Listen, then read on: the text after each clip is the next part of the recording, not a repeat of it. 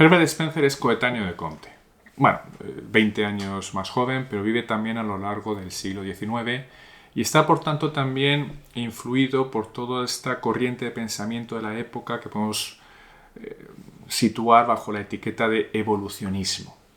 Darwin será un autor evolucionista que ustedes probablemente hayan oído hablar. Bueno, pues Spencer, Comte, están en ese mismo ambiente intelectual de comprensión de la realidad, de ese evolucionismo. Y lo aplican en este caso a las sociedades y a la realidad. Las tesis fundamentales de Herbert Spencer, que tienen de nuevo resumidas en ese pequeño texto, no más de 10 páginas, que deben estudiar para la prueba en el manual de Rocher, se podrían resumir básicamente en dos. La primera, su ley general de la evolución, y la segunda, cómo aplica esto para explicar distintos tipos de sociedad que vamos atravesando a lo largo del tiempo. Es algo parecido a lo que hacía Comte, pero con una diferencia fundamental. Comte estudia cómo evoluciona a lo largo del tiempo el modo en que el hombre conoce la realidad. A Spencer lo que le interesa es el modo en que se transforma o evoluciona la realidad misma. Es decir, probablemente Comte está adoptando una perspectiva más subjetivista, más desde la teoría del conocimiento humano, frente a Spencer, que está hablando más bien de cómo la realidad misma cambia. Es una perspectiva más objetivista. Así, lo que dice Spencer con su teoría general de la evolución es que toda la realidad, y dentro de la realidad las propias sociedades humanas, pasan de una realidad, de unas estructuras de realidad homogéneas, muy poco diferenciadas, y progresivamente se van diferenciando, integrando las partes, definiendo y especializándose cada una de esas partes en un sistema integrado, de manera que vamos avanzando en complejidad. Piensen en un organismo unicelular.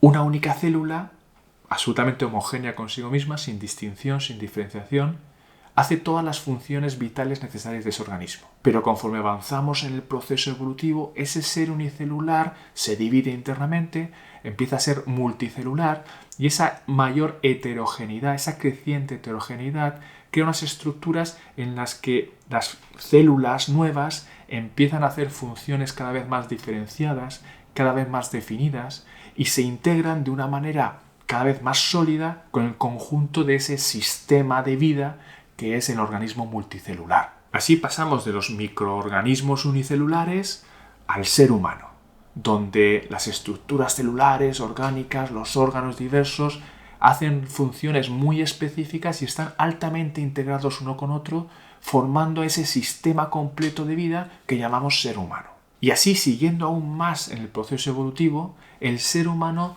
va adquiriendo distintas maneras de relacionarse y de integrarse socialmente con otros que también avanzan en esta misma dirección. La teoría general de la evolución aplica a toda la realidad, también a la realidad de lo social. Y de sociedades o unidades poco diferenciadas, homogéneas inicialmente, las sociedades más primitivas, donde apenas había diferenciación entre los miembros, donde apenas había especialización en la división del trabajo, vamos atravesando un curso histórico, una evolución a lo largo del tiempo hacia sociedades y estructuras sociales cada vez más complejas, donde hay una creciente especialización de sus miembros, donde hay una definición y una mayor heterogeneidad de las funciones, labores, posiciones sociales, y todo esto se integra de manera creciente en sistemas cada vez más complejos.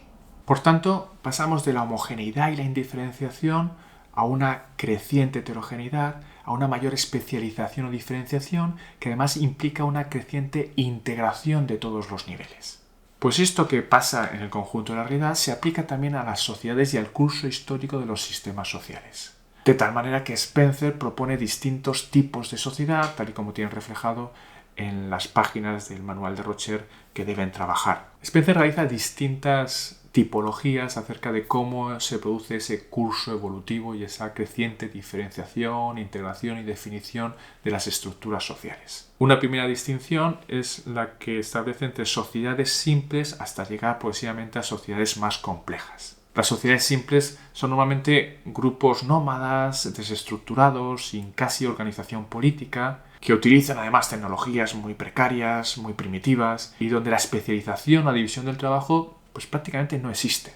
Todos hacen todo y no hay una división de las tareas o una especialización entre los miembros que conforman estas unidades primitivas de sociedad. Así, una primera tipología que establece Spencer pasa de sociedades simples a sociedades compuestas, a sociedades doblemente compuestas y termina en sociedades triplemente compuestas. Las sociedades simples también admiten una cierta diferenciación interna. Están, en primer lugar, las sociedades simples sin autoridad política, las que tienen algún jefe ocasional, sería un segundo tipo, las que tienen una autoridad inestable, esas serían las del tercer tipo, y finalmente aquellas cuya autoridad se ha organizado de una manera un poquito más permanente. Por su parte, en las sociedades compuestas también establece Spencer ciertos subtipos dentro de esta categoría, según tengan un jefe ocasional, una autoridad inestable o más permanente, y también según sean nómadas, seminómadas o sedentarias. Conforme avanzamos en la complejización o en la complejidad de estas estructuras sociales, ya sean simples o compuestas, hacia niveles de mayor integración, definición y heterogeneidad, se produce un cambio a distintos tipos de sociedad que él llama doblemente compuestas o triplemente compuestas. En las doblemente compuestas se multiplican esas autoridades, se establecen nuevos modos de integración en relación con las sociedades compuestas pretéritas, y finalmente las sociedades triplemente compuestas, correspondientes a las grandes civilizaciones o imperios, son las que han alcanzado un nivel de diferenciación y de progreso también más alto. Además de esta tipología que va de las sociedades más simples a las más complejas, triplemente compuestas, establece Spencer otra distinción, otra tipología, otra línea de tipologías sociales que básicamente diferencia entre los siguientes tipos. En primer lugar, la sociedad militar. Es aquella más antigua, más primitiva, donde la guerra es la actividad dominante. Estas sociedades se caracterizan por una organización social muy parecida a lo que podemos entender como un sistema militar, altamente centralizada, rígidamente jerarquizada, y donde el poder religioso, la autoridad política, religiosa, moral, está básicamente unificada. El concepto clave para entender este tipo de sociedades militares es el de cooperación obligatoria. Para Spencer, en este tipo de sociedad apenas hay libertad o iniciativa individual. La dominación característica de estas sociedades está en el hecho de que someten de manera muy intensiva a todos los miembros de esa colectividad, de esa sociedad, precisamente por los requerimientos de esa necesidad de estar continuamente en guerra. Precisamente esto es lo que cambia en el tránsito de la sociedad militar a la industrial. El tipo de cooperación pasa de ser obligatorio en la sociedad militar a voluntario en la sociedad industrial. En esta sociedad hay una autonomía y una libertad de las personas que no se conocía en la sociedad militar, y donde el contrato está llamado a ser el vínculo más generalizado y más universal para todo este tipo de sociedades. Bien, por tanto, como ven, dos ideas básicas sobre Spencer: la teoría general de la evolución, su ley de la teoría general de la evolución. Pasamos de estadios homogéneos y poco diferenciados a una creciente heterogeneidad, a una mayor definición y a una cada vez más compleja integración de todos esos elementos. Esto se aplica al conjunto de la realidad, también a las sociedades, que pasan de simples a crecientemente complejas, y finalmente todas estas tipologías que establece Spencer.